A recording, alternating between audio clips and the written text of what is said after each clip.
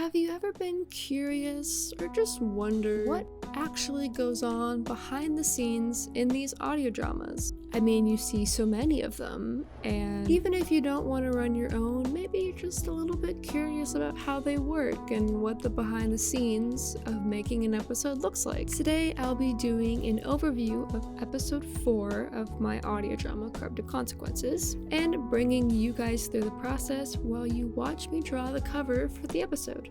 I'll leave a playlist right up here if you'd like to watch the series from the very start for those who haven't seen it, and I'll also put a quick rundown of the series in the description below.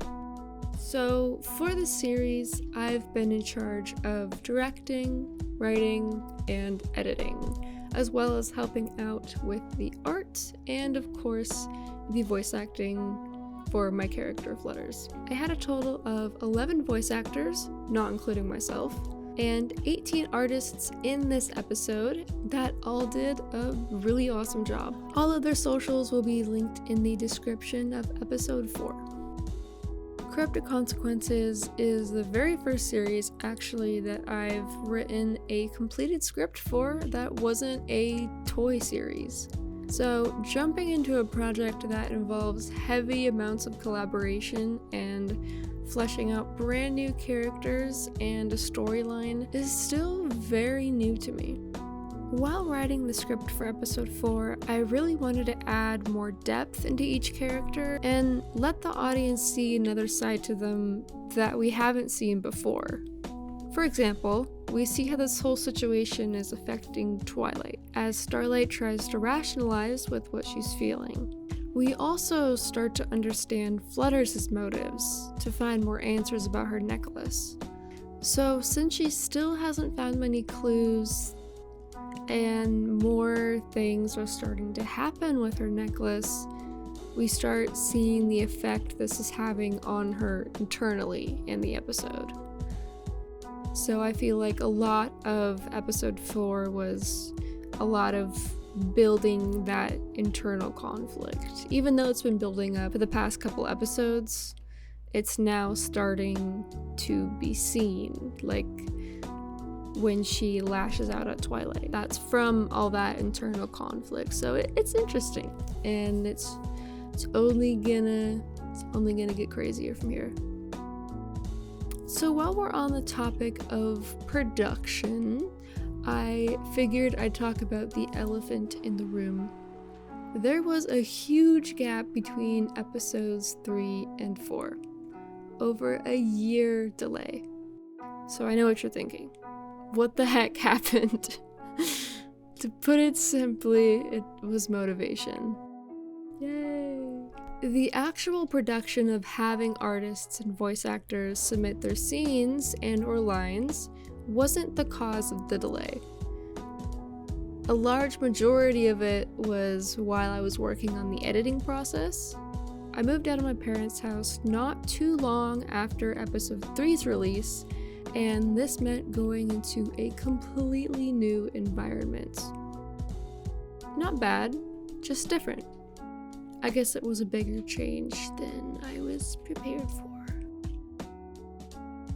So after getting a couple weeks of editing done, I opened the project on my editing software one day and the video showed up completely glitched. You may have seen the announcement that I sent out during that time saying that my editor had basically failed me and that it would delay production, which was true. Luckily, the solution ended up being a lot simpler than I had thought. I ended up just needing to duplicate the project into a whole new project, and alas, I could finally continue editing. So I'm just glad it was nothing crazy.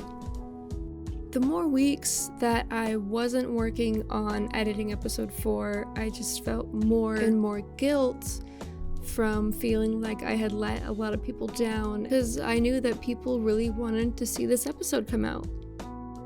I later realized that I ended up falling into this cycle of constantly getting disappointed in what I wasn't doing, that it somehow made me not do whatever I was upset about not doing. So it would make me not do that thing, even when I would think about doing it. I somehow reversed psychologied myself.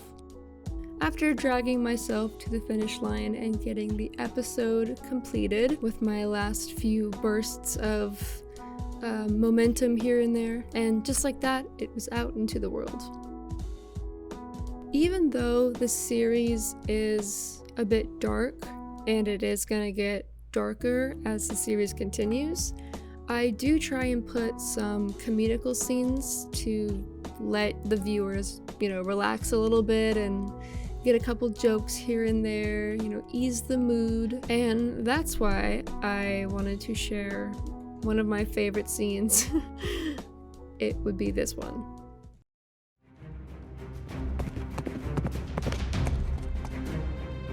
Well. Look who I found. Shut up! Cease this nefarious act at once. Need I jog your memory about our last encounter? I have abs under my abs. All right, action and abs. This was one of those scenes that I was super excited to see come to life when I had written it in the script. The characters in the show that Spike and Flutters were watching was fully intended to be the most stereotypical superheroes, while also being very dramatic, which I think would add to this stereotype. It's also a show I could see Spike watching. Another scene I really enjoyed was the nostalgia scene where Flutters comes across an old photo album book of her as a filly. No way! I haven't seen these photos in years. These are all great memories I made when Twilight first took me in as a filly. I think it was about time for some canon characters to make an appearance. It was about time. Those were my two favorite scenes, I think, because one was just really funny and out of pocket, and one that shows the life that Flutters had before this was happening to her. And I think for her to remember that, for anyone, I feel like that would be a huge just reset, and we'll see how it affected her. We'll see.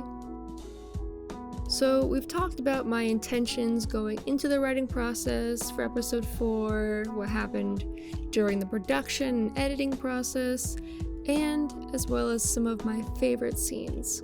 So, I know what you're asking. Episode 5. What's the news with that? Currently, I am writing the script for episode 5. I want to make sure that it fits with the current storyline that I have set for Cryptic Consequences, because I've told a lot of people this already. After episode 4 ended, I had to do a big reset on my plans and goals for the story. I wanted to make sure that the ending I had planned still fit with where I was going and the pacing of the story. And now just learning more about storytelling in general and learning about writing more, it does help me get a better idea for how I'd want to take what I've learned about writing up until this point and use it to my advantage. So this is all a big learning curve and learning process for me, so I thank you for sticking along the ride. That is where episode 5 is right now. I'd say I've gotten pretty far. Also, while writing the script, I wanted to make sure that the story flows in the right way, and it doesn't go too fast, it doesn't go too slow, it doesn't get boring at certain parts. Like, there's a whole new world about storytelling that I was not even aware of. But I can show you a screenshot from the script. That I can do. So there you go. There it is. I'm also not planning on doing a casting call for episode 5 just because of the delay. And if I need voice actors, I will reach out to them directly. If you're still watching at the end, high five. I applaud you. Do a little golf clap. And I thank you for watching this overview of me just chatting about the episode 4 process. I really enjoy seeing your guys' fan reactions and comments, feedbacks, fan theories. I love all of them.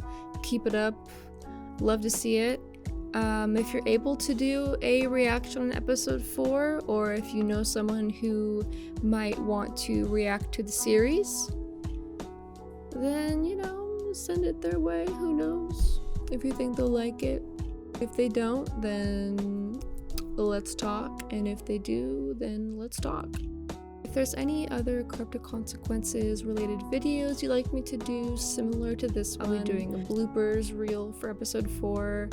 Maybe some other fun little videos I can do with the series. In the meantime, like comic dubs. Remember I did a couple of those. And alright, I will see you guys in the next video.